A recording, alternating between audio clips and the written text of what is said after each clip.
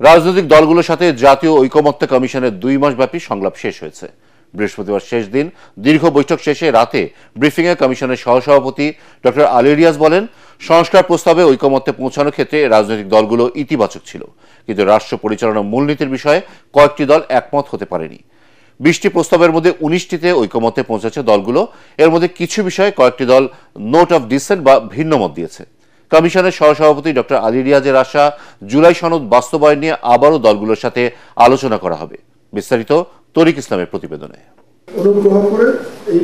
রাজধানী foreign service একাডেমিতে জাতীয় ঐকমত্য কমিশনের সাথে দ্বিতীয় পর্যায়ের শেষ দিনের সংলাপে উচ্চকক্ষ গঠন ও নির্বাচন পদ্ধতি, রাষ্ট্রপতি নির্বাচন ও তার ক্ষমতা, রাষ্ট্রের মূলনীতি, সরকারি কর্ম কমিশন, দুদক, মহা হিসাব নিরীক্ষক ও নিয়ন্ত্রক এবং ন্যায়পাল নিয়োগের বিধান ও নাগরিকদের মৌলিক অধিকার সম্প্রসারণের বিষয়ে আলোচনা হয়।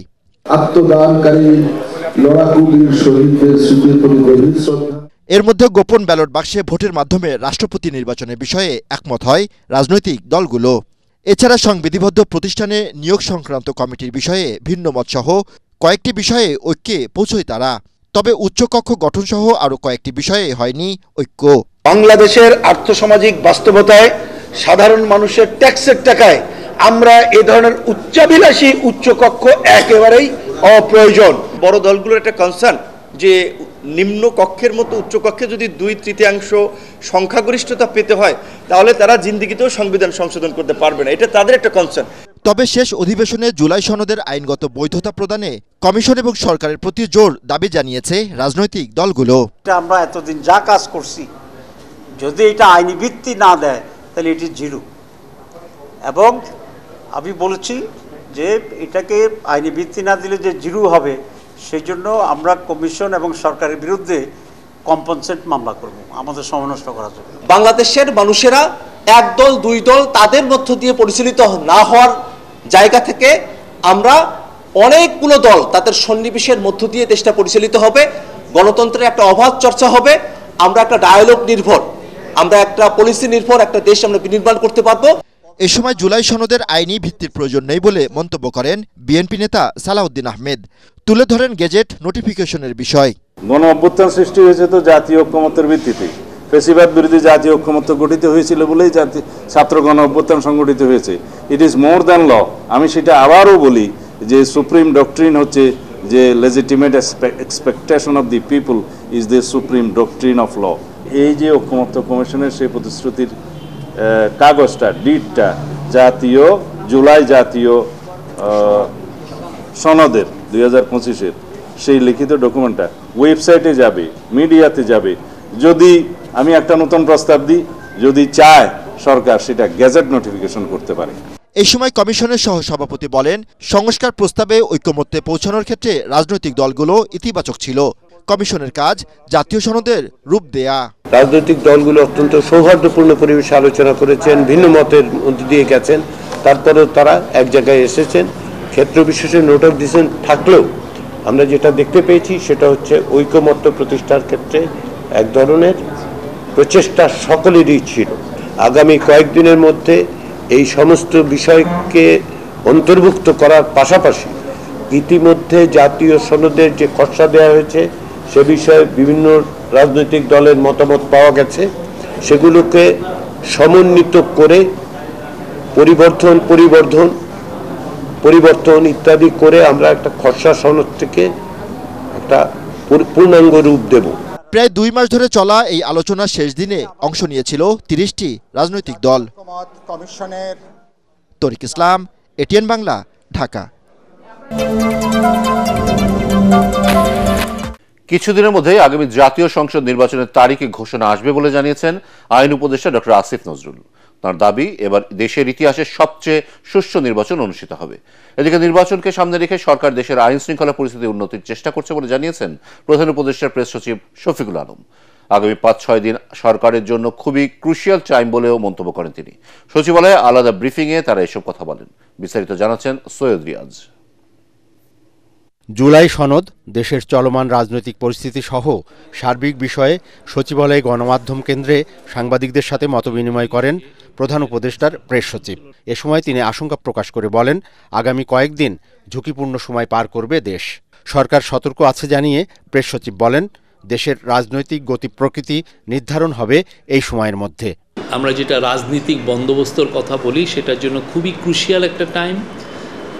প্রোক্লেমেশন নিয়ে কাজ হচ্ছে, চার্টার নিয়ে কাজ হচ্ছে। আগামী ৫-৬টা দিনে আমরা বুঝবো যে আমরা সামনে কোথায় যাচ্ছি। আগামী জাতীয় সংসদ নির্বাচনকে সুষ্ঠু ও নিরপেক্ষ করতে কোনো কিছুই বাধা হবে না বলে জানান তিনি। জনগণের অংশগ্রহণ নিশ্চিত করা গেলে ভোট উৎসবমুখর হবে বলেও তার আশা।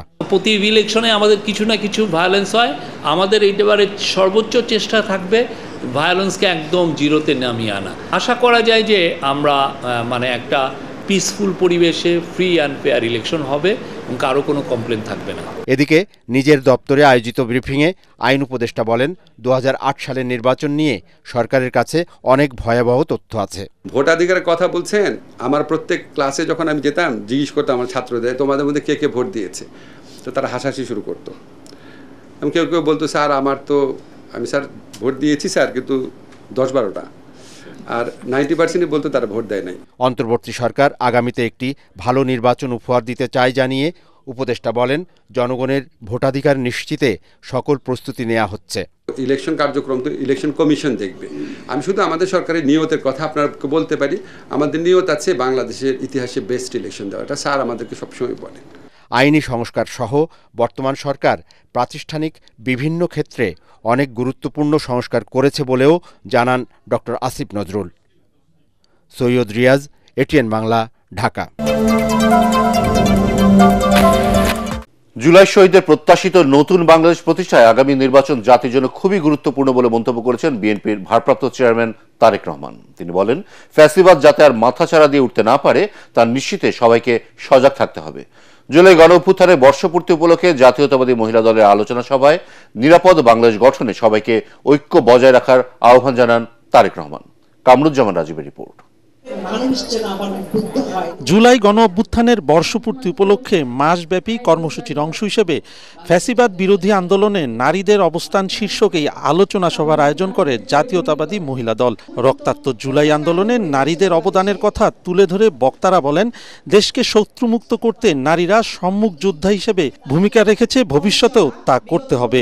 সব ষড়যন্ত্রের মোকাবেলা করে গণতন্ত্র প্রতিষ্ঠার মাধ্যমে শহীদদের রক্তের ঋণ শোধ করতে হবে। একজন তো থাকে গার্ডিয়ান, কিন্তু আমার কেউ নাই। বাবা মা ভাই বোন, শেষ পর্যন্ত স্বামী ছিল, সেটাও নাই।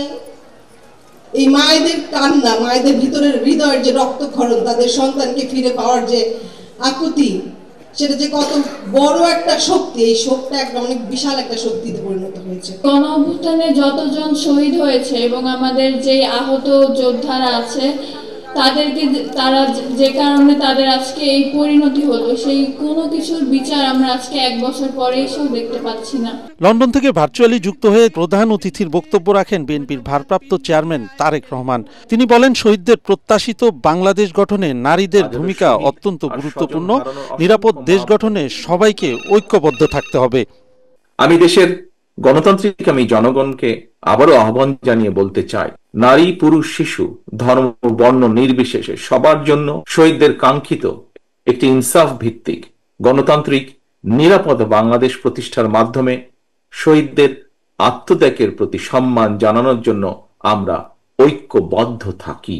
তিনি বলেন, ছাত্র জনতার আত্মত্যাগের মধ্য দিয়ে দেশ গঠনের সুযোগ তৈরি হয়েছে। এখন শহীদদের ঋণ পরিশোধের পালা। কাঙ্ক্ষিত দেশ প্রতিষ্ঠায় নির্বাচনের বিকল্প নেই। একজন মায়ের চোখে যেমন বাংলাদেশ হওয়া দরকার, তেমন একটি বাংলাদেশ প্রতিষ্ঠা করতে চাইলে আগামী জাতীয় নির্বাচন দেশের প্রতিটি নাগরিকের জন্য অত্যন্ত গুরুত্বপূর্ণ। দেশে যাতে আর কোনোভাবেই আর কোনোদিন ফ্যাসিবাদ, উগ্রবাদ, চরমপন্থা মাথা চাড়া দিয়ে উঠতে না পারে, এই ব্যাপারে বিশেষ করে নারী সমাজকে অত্যন্ত সতর্ক এবং সজাগ থাকতে হবে। নারীদের মূলধারার বাইরে রেখে নিরাপদ রাষ্ট্র প্রতিষ্ঠা সম্ভব নয় বলেও মন্তব্য করেন তারেক রহমান। কামরুজ্জামান রাজীব, এটিএন বাংলা, ঢাকা।